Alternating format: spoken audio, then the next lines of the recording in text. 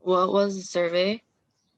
The survey, I did not make up these questions. I actually found the inspiration on the website. I was just skimming through, seeing what I can do for social. So I found the survey that was made by ACLM and LUH, and I thought it would be interesting to try it out. And I put the link here for the survey. Why is this important? I believe this is important because you can always assume everything's great and everybody's fine or everything's just wrong, but you really never know. So I wanted to keep this anonymous so people can be honest about how they're feeling. What I plan to do with this information is like, now that I have this data, I know how my school feels specifically, and I can plan on working different steps to help improve Odyssey's bonus and get them feeling better. The first question I had was, what do you think your overall health is from 1 to 10? This is what I got. I didn't put specific numbers up here, but what the scholar said, 20 people said their overall health is 8, 15 said 5, 12 people said 9, 11 said 4, 9 said 7, 9 said 6, 8 people said 3, and 7 people said 10. So what we can see here is their overall health is pretty good, I guess, except for these fewer on the left side. I had them rank 3 areas they would be interested in improving, 1 being most important and 3 being less. Um, for sleep, 30 people ranked it most important. 24 ranked it their number 2, and 20 ranked it their number 3. For exercise, 15 ranked it 1, 22 ranked it 2, and 15 also ranked it 3. For substance use, 1 person ranked it 1, 0 people ranked it 2, and 7 people ranked it 3. Weight management, 14 ranked it number 1, 11 ranked it 2, and 8 ranked it 3. For purpose and connection, 8 ranked it number 1, 7 ranked at number 2, and 13 ranked at number 3. For nutrition, 1 person ranked at number 1, 4 people ranked at number 2, and 11 ranked at number 3. And lastly, mental health, 22 ranked at number 1, 18 ranked at number 2, and 16 ranked at number 3. I feel like most Odyssey scholars are focusing on sleep, which was one of the biggest chosen as number 1. Follow-up questions I asked for this was, how important is it for you to make a change that you rank number blank? Most motivated topic to address, and how confident are you regarding your ability to make the changes you rank number 1? Most motivated topic to address.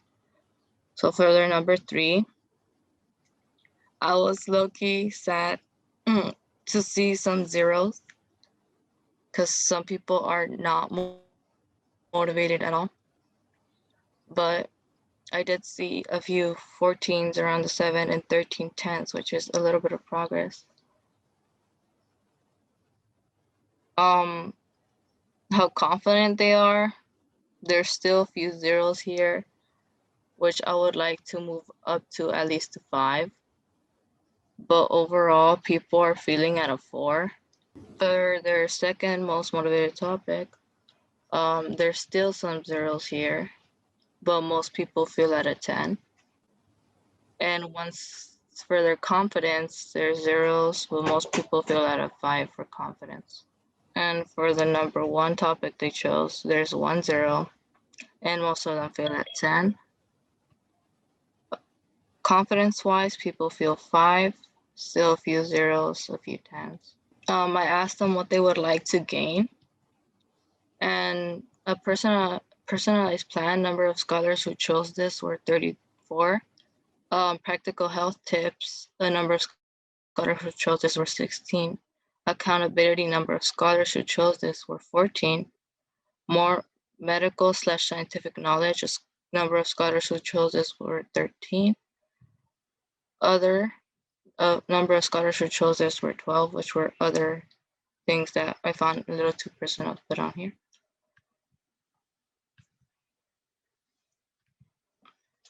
Then I asked them a total of 8 follow-up questions, more hitting towards personal things, and there are a total of 8. So the first one I asked was, like, I have people who accept me at my best and worst.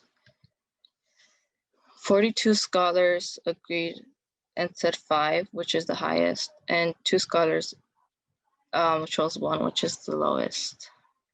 I have people I trust at home or work who I can talk to about my problem. Most of them chose 5, although there were still some that chose 1.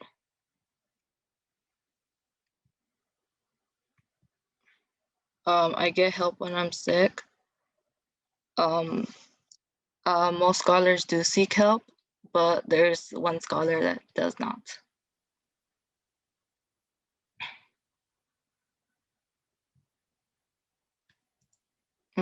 Do I have a purposeful and meaningful life? I was sad to see that 6 scholars voted 1, which is basically a no. But I do see that most scholars do think they have a purposeful and meaningful life.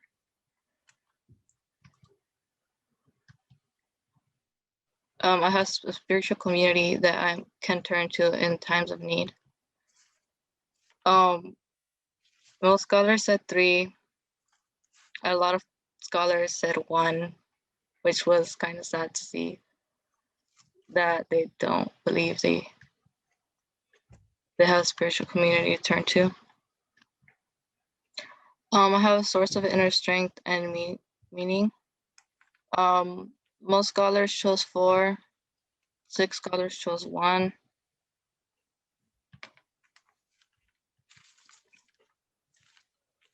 I am currently satisfied with my current belief system. Most scholars chose 5. No, actually, most scholars chose 3. And 7 scholars chose 1.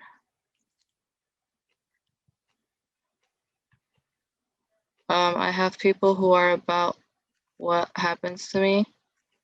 Most scholars chose 5, which I'm glad to see, and 2 scholars chose 1.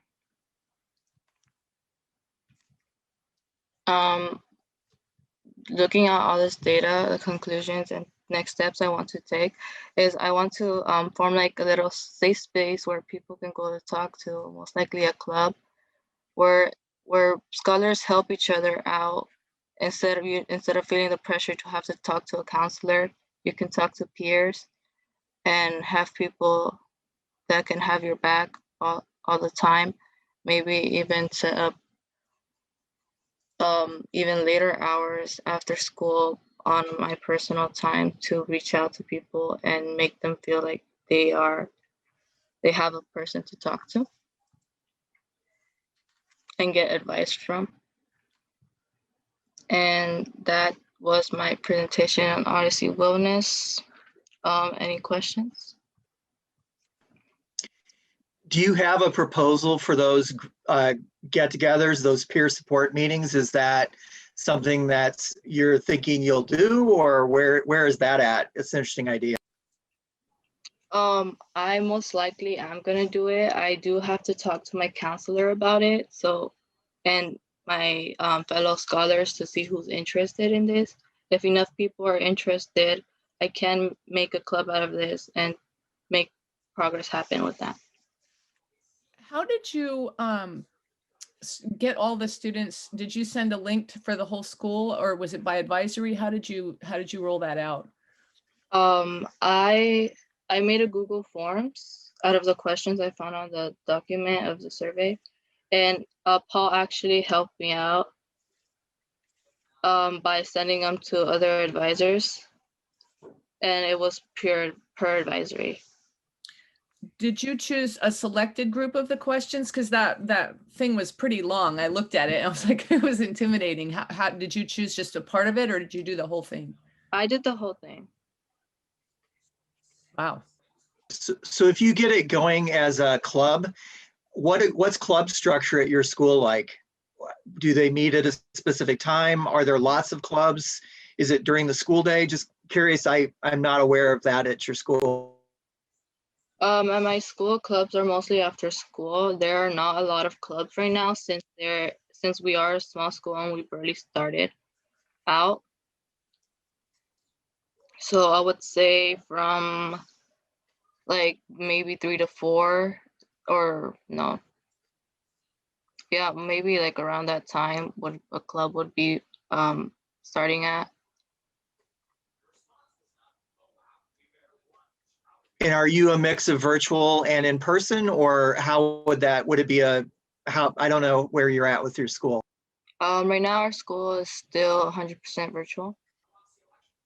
Dan, I want to jump in for a second just to answer a piece of that. We, like Maria mentioned, there's a few clubs. We do a garden club every 2 weeks, and it's all virtual right now, but it's scholars at their homes, in their backyards, in their living rooms, wherever it is they have plants growing, just zooming in for now. Yeah, we're sneaking up on starting something like that. Planting season has not arrived unless you're garlic. If there is no other questions, Ahmari has a little short video that she will be showing us. Take it away. Hi, my name is Ahmari. I'm going to show a video of me making vegan sushi. And basically, vegan sushi is sushi with avocados, carrots, and cucumber in it. So, Paul, can you show the video, please?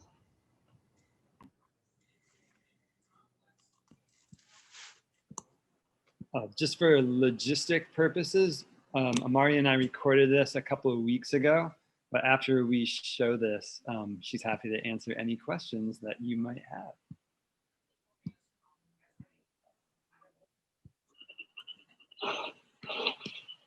All right. Hi, Ahmari. Thanks for agreeing to teach us how to make sushi today. Hi, Paul. Hi. How you doing? Good? Mm-hmm.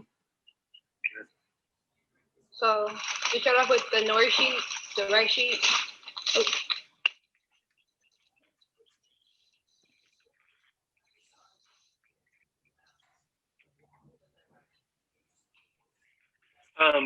So I noticed that there's like a smooth side and a rough side. Does it matter which side I put where? You can put the rice on the rough side, I believe. I think. And then the smooth side can be on the bottom, on the outside. Cool. Then you take the sushi rice and start to spread it around on the sheet, leaving a space right at the top right here. So when you roll it, it'll go on smoothly and it's like not leave a seal.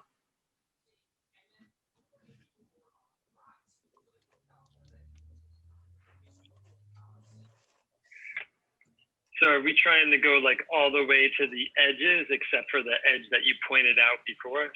Yeah.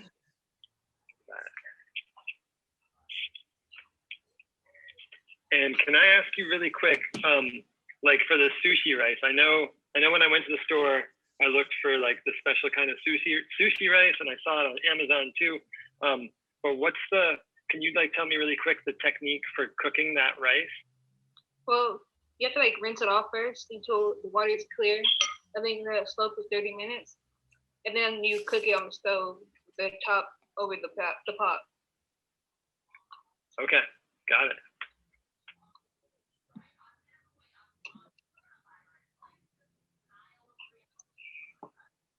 After it's cooked, do you add anything to it? Well, you can add the rice vinegar to it. Today I didn't add any today because I like how it smelled. So I didn't add any today, but you can add it to help the rice stick more. Okay. You said rice vinegar, right? Yeah.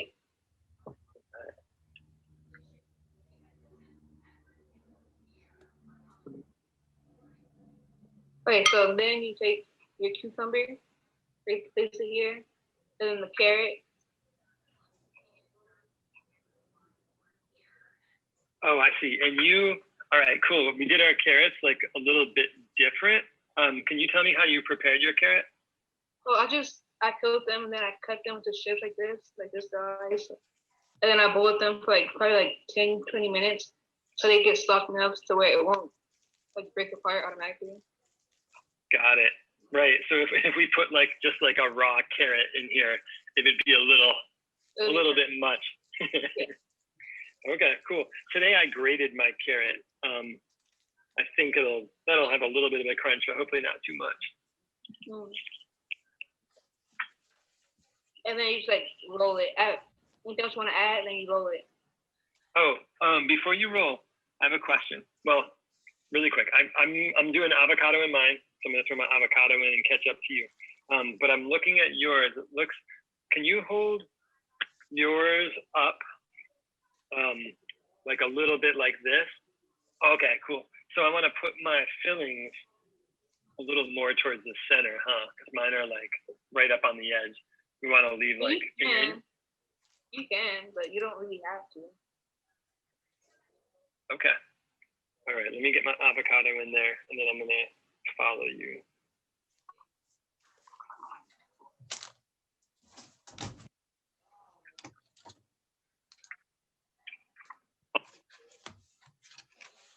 All right, we're ready to roll. So then you get this end of the thing and you try to roll it, kind of like mushing it together right here. And you pull it back. And then you keep rolling like this with the mat.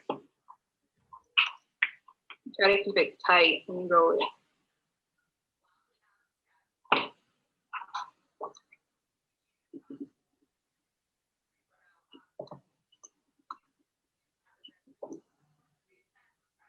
Awesome. Do you recommend like, do we need to like wet the edge or anything like that?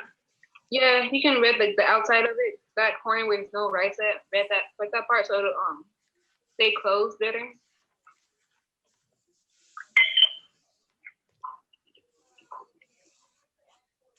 All right, I'm just gonna brush a little water on there to help seal it.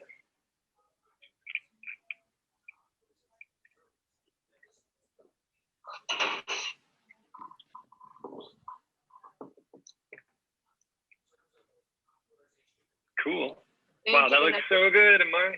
Then you get a really sharp knife, like then you cut it like on the edge like that.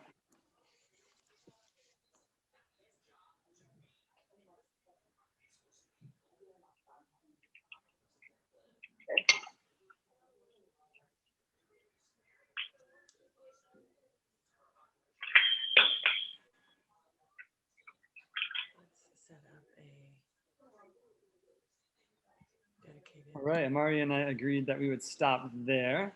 Ahmari offered to answer some questions for you, but I just wanted to contextualize this first before I turn it over to Ahmari. We just finished up LTI season out at Odyssey, and as with a lot of schools, internships can be a little bit different these days.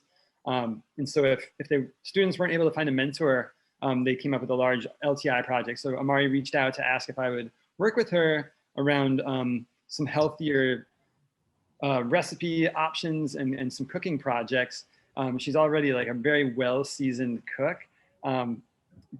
This was the context of this project that you're looking at, but I just want to highlight, I hope I don't embarrass you too much here, Ahmari, but Ahmari has creative juices just coursing through her body.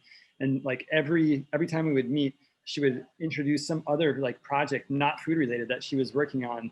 And often it was something like with sewing or embroidery or art, or she would tell me about like all the skateboarding that she was doing. And I couldn't help but think every time I met with her, this project that we were doing together was around food. She comes off as one of the most like well-balanced students that I work with. And I think all the different interests that she pursues, they all intertwine and intersect and really help create this amazing person that is Ahmari. So anyway, it's been a pleasure working with her, and now she'll answer some questions about sushi or food for you.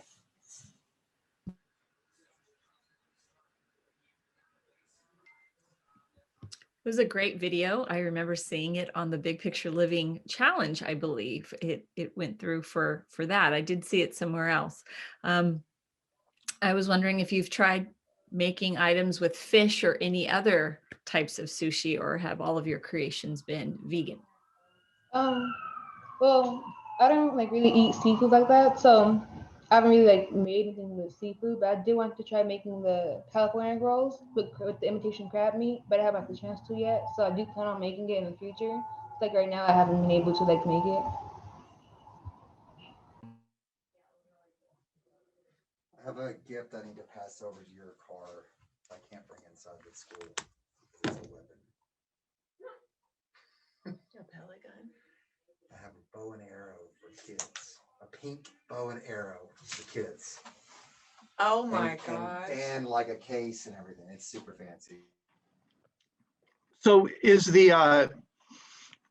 this a project that'll keep going, or is this kind of the summation of the project, the LTI in your coordination with Paul? Or is this something you're going to keep doing?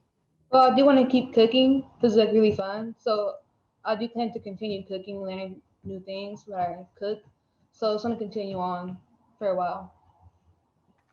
What are the next things you're imagining doing? I do want to make some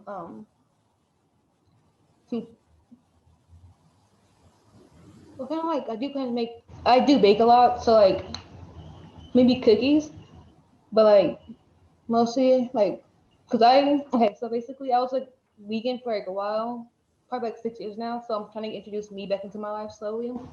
So I'm probably gonna like try to incorporate meat, like some type of food I make soon, so I can start eating meat again like slowly. So like with that. Hi, Ahmari. Have you made anything for your family? Any of these sushi rolls? Not sushi. They don't really eat sushi. It's like only me. But I have made things like burrito tacos for my family. Also like baked potatoes, like cake like that. It's nothing like not sushi. They don't really eat sushi.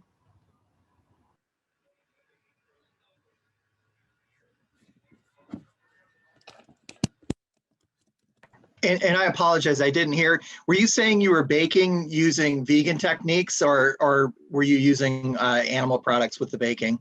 That seems to be harder than a lot of cooking.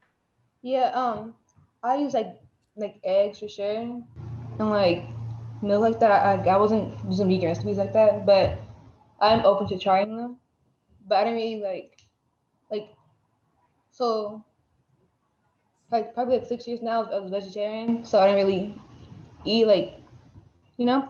So I would eat like certain things like that. So I'm trying to like figure out what I can do to like incorporate things like that more into my life and eat better and eat more meat, like stuff like that.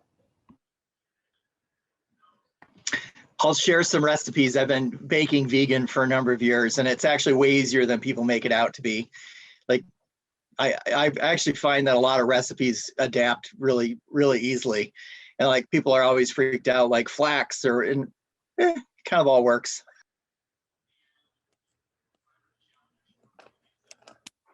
Well, if there's no other questions, I would like to introduce Rocio, which has made a awesome presentation for us. Take the floor, Rocio. Good morning, everyone. My name is Rocio Rodriguez. I am a junior at Odyssey. And today I will be presenting on positive affirmation. So a little bit of my background with positive affirmations is, so I kind of got introduced to it around November. I was really stressed out with school, and I'm a junior, so college applications are kind of due in November. So I just was feeling stressed out. I couldn't really sleep. I didn't get much sleep. So I got introduced to this, and now it's something that I practice regularly to help me fall asleep easier. So what are positive affirmations? Positive affirmations are positive statements or phrases to convert negative thoughts into positive ones. So it's kind of removing the I can't to the I am or the I will. Some benefits from doing positive affirmations is that it boosts your self-confidence, builds a stronger mind, and increases motivation. So if you repeat that you can in your mind, that you can do it, and you'll do it. So there is some science, and I am a person of science. I like knowing the why behind the things and actual research. And there's many things behind them, but some and like the basics is that positive thinking increases serotonin levels in your brain. And if there's more serotonin, there's less of a formation of cortisol hormone. And cortisol is a hormone that is triggered by stress, which is released in the brain and has the power to damage the hippocampus cells. The hippocampus is responsible for your memory. So if you have a smaller hippocampus, you're more likely to like develop memory loss, Alzheimer's or dementia in the future. So this is like a picture. This is the hippocampus. Here we have two. And this is like a normal size. And then this is what a damaged hippocampus looks like. So as you can see, it's much smaller. Yeah. And also white matter in a scan like this means that there is more cortisol in the brain. And the pictures don't really give it justice, but this is much brighter. So some things that I practice right now is reflectioning. At the end of my day, I like ask myself how my day went. And then I know some days are better than others. So at the end, I like to set a goal for myself. So I ask myself, what do I want to accomplish tomorrow? So I kind of have a plan. And also something that has helped me a lot is giving myself a 15-minute rule. So if I have something that I have to get done and it's already like late, because sometimes I end up working on schoolwork like pretty late at night or something like that.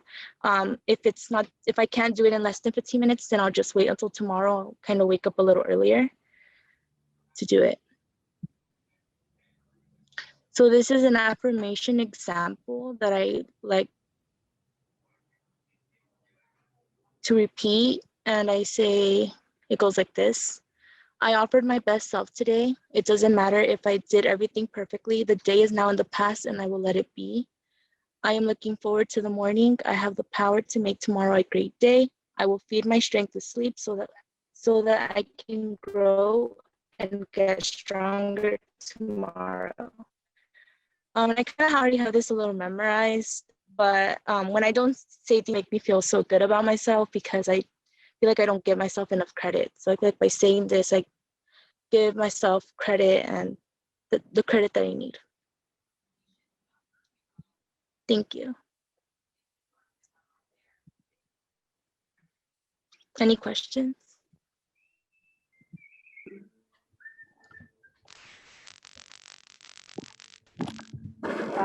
Rocio, I don't really have a question, but just a comment. I'm so happy that you found this for yourself because it seems to be life-changing for you. And, it's something free and something that you can just apply easily every day. So how did you I guess I do have a question then. So how did you discover these affirmations? How were you introduced to them? So back in November, I was really stressed out and I kind of had my person and the person that I really like to talk to. And she's actually in this call, Raquel. And I was talking to her about how stressed I felt and I felt like I was not motivated enough. So she kind of told me to start doing these things and to give myself credit, and that will help me feel much more confident and motivated, and it has helped me a lot. And how do you know what to write? Like which affirmations? Do you read about them and then you choose one that feels right, or do you they just come to you? Sometimes it does. So like, for example, this morning I was really like nervous about presenting. I was like, I don't think I can talk in front of people. I haven't done this in a while. So instead I was like, you're going to have to do it. You already have your presentation. You know what you're talking about. This is like about your experience. So I just filled up my head with, you can do it, you're strong enough to present, they're going to like it, and you're going to inspire. I love it. Excellent. Excellent job. Thank you. So thanks for presenting. And doing what you did, and I hope that this is a comfortable audience for you, even though we're on Zoom. But I do have a question for you. So the question is, what do you think? It sounds like, and I hear this all the time, and I'm experiencing other students talk to me about it, about the stress about college admissions and all that. What do you think the education system can do to not put the stress on students around college admissions? Because it seems we as a system put it on the student, and we don't get stressed out about it, but we put it on the people who shouldn't be put on, in my opinion. So what do you think the system can do? How do you change something like that? You may not have an answer right now, because I really think about this a real lot. Yeah, well, what stresses me out the most about college applications and all that is, being going to be a first generation college student. So I don't have anyone in my family before me that has actually gone to college. So this is my first time. I don't know what to do. I don't know where to go, or kind of like who to go to. So I think having more resources and, kind of like preparing, which at my school, it was introduced, I think this is the first year that we have a college counselor. So I think that will help me a little more with relieving stress about college. I think just having the resources and kind of letting scholars know that there's people that they can reach out to that can help them with that process. Very helpful.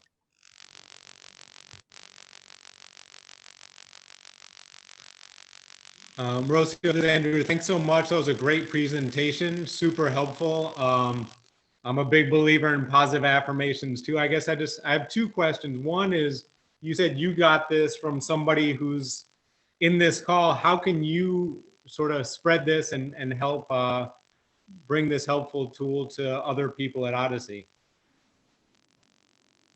So at Odyssey, I feel like many of us, because we're distanced and online, and sometimes they turn off their cameras and we don't know what's going on. I think kind of reassuring them, and when, sometimes you can hear it in their voice when they're not feeling so well. Telling them like, I can help you, I'm also kind of going through this with you, I'm also home. So just being, like Maria said as well, being there for them and reassuring them, giving them a person that they can go to if they need help or want someone to talk to. Awesome, thanks. How consistent are you able to be with doing the affirmations or doing the evening work? And then how long did it take you to make that a habit? Was there a process to that for you? Yeah, it took me a while to kind of like make it a part of my routine, because most of the time I will just kind of like forget about it and move on to something else, or just forget that I have to sleep and do some work or do something around the house. So I would like write it on a sticky note and just set it like on my mirror that's like right in front of my bed, and then just look at it and then kind of like repeat it in my head until I would get tired and fall asleep. And sometimes if I don't do it at night, I will wake up early and just listen to them like on the phone or something.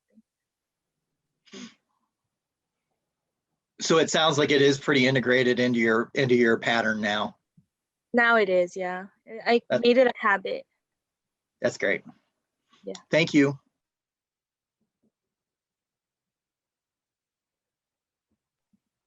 Well, if there's not any questions, Elliot, if you have any announcements or anything you want to say, you can say that now. Thanks. First off, thanks for everybody for being here. Would love to see more students on these webinars that Odyssey Scholars are presenting, but of course you can watch the recordings.